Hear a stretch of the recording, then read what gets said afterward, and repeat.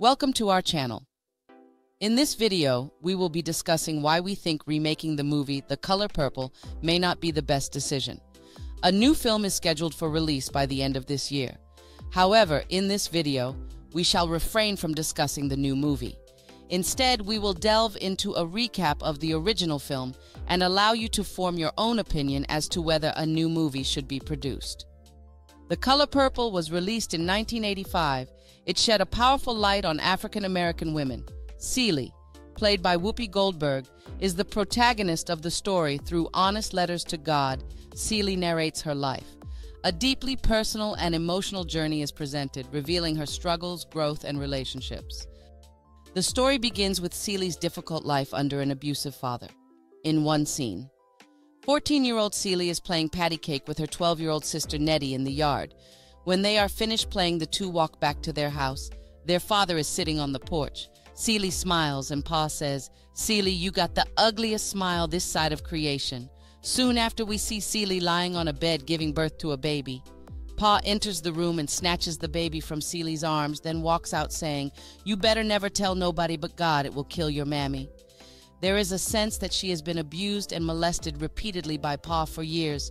She has become pregnant twice by him, and both times he took the children from her. That was a major theme of this movie, its portrayal of black men as abusive and violent towards black women. While this may be true in certain situations to an extent, it was not a fair representation of all black men. Therefore, a remake of this movie would only rehash and give light to these negative stereotypes. A very sad moment is when Paul forces her to marry a man called Mr., a man she does not know.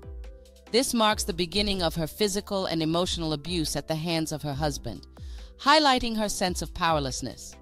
Mr. forbids Celie from maintaining contact with her sister. This separation from Nettie is a heartbreaking consequence of Mr.'s control and manipulation over Celie's life. Despite the physical separation, Celie and Nettie find a way to communicate through letters.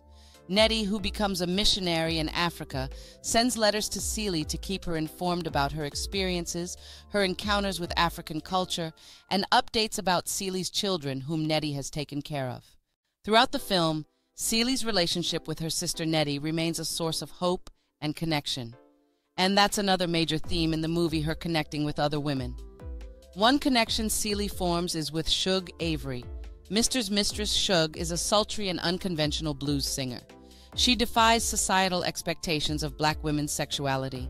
She embodies the sexually liberated black woman, challenging conservative notions and reclaiming her own agency.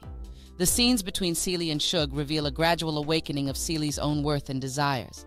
Celie witnesses Shug's independence and the love and respect she receives from others, which challenges Celie's beliefs about her own value. The intimate scene where Shug bathes Celie and helps her embrace her body symbolizes Celie's journey towards self-acceptance and empowerment. Another scene that stands out is when Miss Avery sings Sister, a soulful anthem that celebrates female friendship and empowerment. Celie, who has never known any form of genuine affection, is moved to tears and begins to open up emotionally. Finally, after years of abuse and a newfound power, Celie confronts Mr. about his abusive behavior.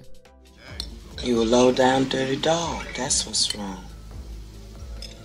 It's time for me to get away from you and into creation. And your dead body be just the welcome that I need. You can't talk to my boy that way. Your boy? Seemed like if he hadn't been your boy, he might have made somebody a halfway decent man. This scene marks a significant turning point for Celie, where she finds her voice and demands her dignity. Her perspective reveals a newfound strength and courage as she refuses to tolerate mistreatment any longer. I should have locked you up and just let you out to work. The jail you planned for me is the one you're gonna rot in. Celie, get in the car. Get in the car. Knock you up under. Everything you've done to me, already done to you.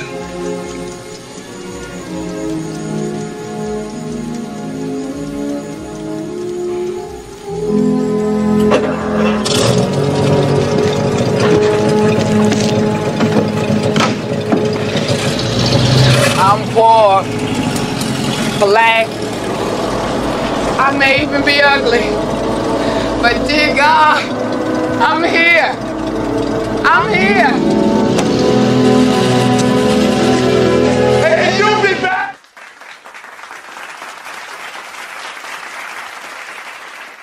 She also connects with Sophia. Sophia is a strong-willed and independent black woman who defies societal norms. She challenges the stereotype of the submissive black woman by asserting her power and refusing to conform to expectations. Sophia's character represents the strength and resilience of black women who resist oppression. All my life I had to fight. I had to fight my daddy, I had to fight my uncles, I had to fight my brothers. Girl, child ain't safe in a family man's. But I ain't never thought I had to fight in my own house. I loves Harpo. God knows I do. But I kill him dead before I let him beat me. And that's a hoof print. Did you look like a hoof print, that, Paul? No, that looked like a fist print. Right? No, sir. No, sir. Ain't no fist touch my face. No, sir. Now, you want a dead son-in-law, Miss Seeley? You keep on advising him like you doing.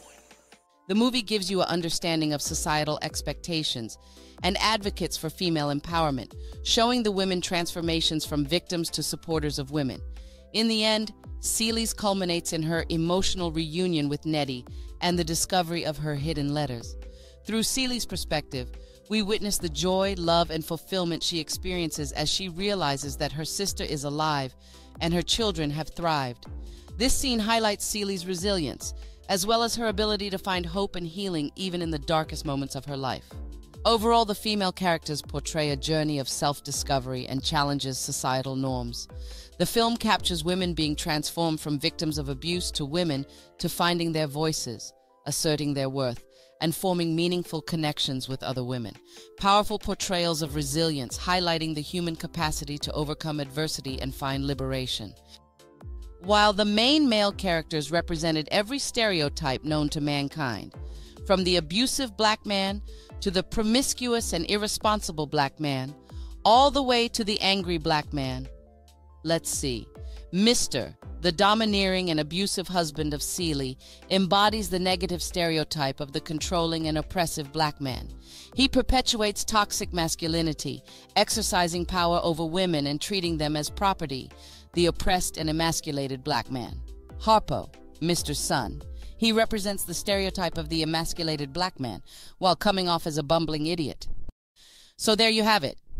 The two people who had the most of the control over the movie was Steven Spielberg, who was the director and arguably the biggest director in the world at the time, and Menno Meyjes, the screenwriter, who was from the Netherlands.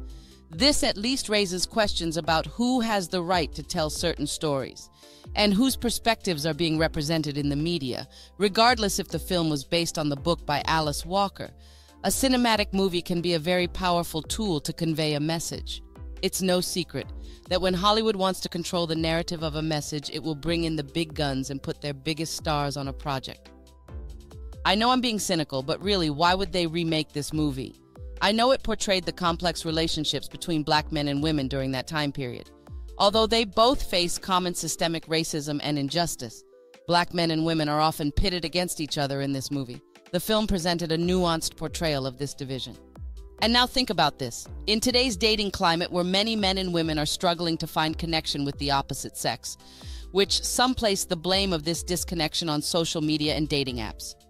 Well, back in 1985, some people felt this movie was the spark that started the gender wars in the black community.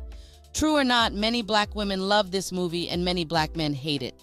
In conclusion, while The Color Purple may hold a special place in the hearts of some, it is time to let go of its outdated and harmful representation of black people. Let's move on and tell stories that are more inclusive and representative of all experiences and perspectives. And don't forget to subscribe to our channel for more interesting topics like this. Thank you for watching.